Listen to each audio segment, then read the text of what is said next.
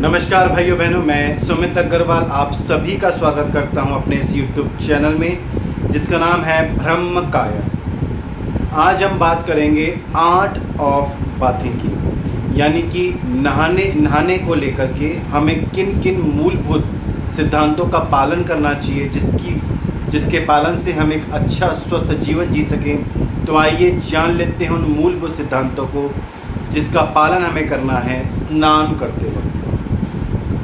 स्नान के संदर्भ में जो पहला नियम है वो ये है कि हमें हमेशा ठंडे पानी से नहाना चाहिए, चाहे गर्मी हो, चाहे बरसात हो, चाहे सर्दी हो।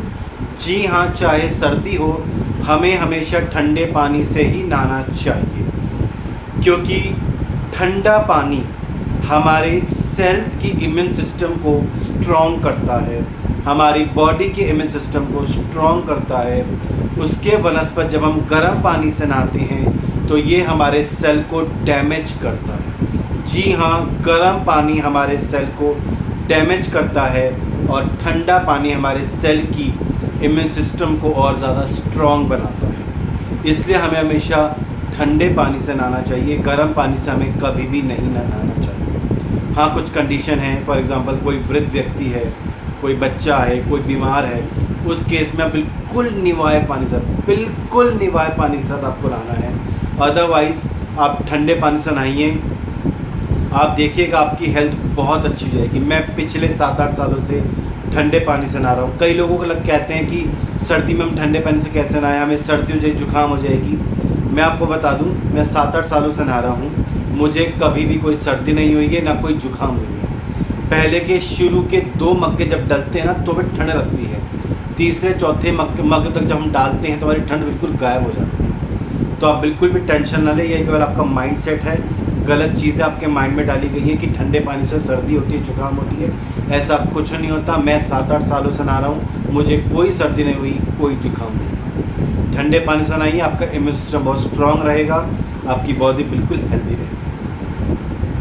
दूसरा नियम स्नान के संदर्भ में हमें हमेशा खाना खाने से पहले नहाना चाहिए। मैंने कई लोगों को देखा है खाना खाया उसके बाद वो नहा रहे हैं, which is absolutely a wrong practice.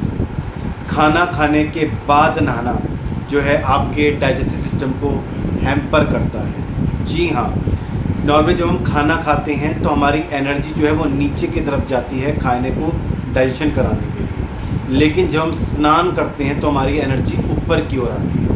और आप खाना खाने के तुरंत बाद स्नान कर लेंगे तो क्या होगा, एनर्जीज में कॉन्फ्लिक्ट होगा, ना एनर्जी पूरी तरह नीचे जा पाएगी, ना एनर्जी पूरी तरह ऊपर आ पाएगी, और आपके डाइजेशन को ये हैम्पर करता है। ठीक है, और ये डाइजेशन हैम्पर होगा तो कई प्रकार के रोग आपके शरीर में उत्पन्न होंगे।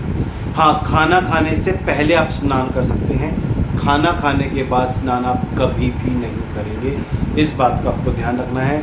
इनफैक्ट खाना खाने से पहले जब स्नान करेंगे और खाना खाने के मतलब स्नान करने के तुरंत बाद आप खाना खाएंगे तो आप देखेंगे आपका डाइजेशन और इम्प्रूव हो जाएगा। क्यों? क्योंकि जब हम नहा लेते हैं तो हमारे जो पोर्स हैं वो खुल जाते हैं, सेल्स हमारे खुल जाते हैं, रिफ़्रेश हो जाते हैं। तो आप जो खाना खाएँगे आपका बॉडी जो है उसमें से तुरंत विटामिन, मिनरल्स, प्रोटीन तुरंत ले लेगी। क्योंकि आपकी बॉडी बिल्कुल फ्रेशन अप हो गई है, पोर्स वगैरह, स्किन के पोर्स वगैरह सब खुल गए। दूसरा नियम स्नान के संदर्भ में हमें स्नान करते वक्त किसी भी प्रकार के शैम्पू या सोप या कंडीशनर का प्रयोग नहीं करना चाहिए। क्यों? क्योंकि इनमें कई प्रकार के हार्मफुल केमिकल्स होते हैं और इन स्किन के पोर्स के ज़रिए हमारे शरीर में प्रवेश कर जाते हैं और कई विभिन्न प्रकार के रोग का ये कारण बनते हैं। हमें हमेशा नेचुरल चीज़ों का उपयोग करना चाहिए, जैसे कि मुल्तानी मिट्टी, जैसे कि एलोवेरा, जैसे कि बेसन, जैसे कि दही, जैसे कि उपटन। इन सभी नेचुरल चीज़ों का प्रयोग करें अपने स्नान में। सोप कंडीशनर का प्रयोग ना करें। नेचुरल चीज़ों का प्रयोग करेंगे तो आपकी बॉडी बिल्कुल हेल्दी रहेगी। और आपने आर्टिफिशियल सोप और ये अपने शैम्पू, कंडीशनर जिसमें इतने हार्मफुल केमिकल्स होते हैं, आई कैन टेल यू, ये आपकी बॉडी को हैम्पर करते हैं, आपके सेल्स को डैमेज करते हैं, आपके बॉडी के ऑर्गन्स की फंक्शनिंग को ये खराब करते हैं। स्नान के संदर्भ में चौथा नियम, हमें हमेशा जब हमारी बॉडी का टेम्परेचर बढ़ा हुआ हो उसके तुरंत बाद हमें स्नान नहीं करना चाहिए। फॉर एग्ज़ाम्पल आप जिम से आए हैं, हैवी वर्कआउट करके आए हैं, या आप जो है धूप में पैदल चल कर के आए हैं, ठीक है, या आप कोई बहुत ऐसा काम करके आए जिसमें काफ़ी पसीना निकला है आपका, ठीक है ना, आपकी ऑलरेडी बॉडी बहुत हीटअप है, आपकी बॉडी का टेम्परेचर काफ़ी बढ़ा हुआ है, और आप एकदम से स्नान कर लेंगे। स्नान करते होता है कि आपकी बॉडी टेम्परेचर डाउन होता है, तो एकदम से बॉडी का टेम्परेचर बहुत ज़्यादा है और एकदम से आपने डाउन कर दिया, तो अब क्या होगा, आपकी बॉडी में रोग उत्पन्न करेगा, ठीक है। तो क्या आपने क्या करना है, 20 मिनट 30 मिनट 40 मिनट आपने आराम करना है, पंखे के नीचे बैठना है आपने, ठीक है ना, थोड़ा सा अपने पसीनों को सुखाना है, थोड़ा सा बॉडी को कूल डाउन होना है, थोड़ा नॉर्मल टेम्परेचर पे आने देना अपनी बॉडी को, उसके बाद ही आप स्नान करने जाएंगे। एकदम से हैवी वर्कआउट करके है, पसीने में लथपथ है, बॉडी बहुत हीटअप हो रही है और एकदम से स्नान कर लिया, एब्सोल्युटली रॉन्ग प्रैक्टिस। ये कई प्रकार के रोग आपके शरीर में उत्पन्न करेंगे, हम टेल। मैं आशा करता हूँ मेरी दी हुई जानकारी आपको काफ़ी उपयोगी लगी होगी, और अगर आप चाहते हैं जानकारियाँ आपको भविष्य में इसी तरह मिलती रहें तो प्लीज़ मेरे चैनल को सब्सक्राइब करें, लाइक करें, बेल आइकन बटन को ऑन करें, ज़्यादा से ज़्यादा इस वीडियो को अपने फ्रेंड्स, अपने कलीग के साथ शेयर करें ताकि वो भी इस जानकारी को प्राप्त करके अपने जीवन में लाभान्वित हो सकें।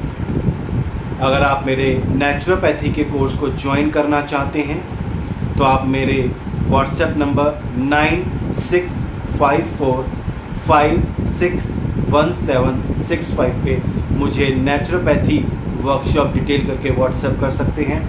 मैं अपने नेचुरोपैथी सेमिनार की, नेचुरोपैथी वर्कशॉप की आपको डिटेल्स आपके नंबर पे व्हाट्सएप कर दूंगा, जिसको ज्वाइन करके आप नेचुरोपैथी के ज्ञान को प्राप्त करके अपने जीवन को स्वस्थ और आरोग्यमय बना सकते हैं। मैं सुमित अग्रवाल अपनी वाणी को यही विराम देता हूँ। बहुत बहुत धन्यवाद। भारत माता की जय। जय हिंद। वंदे गौ माता।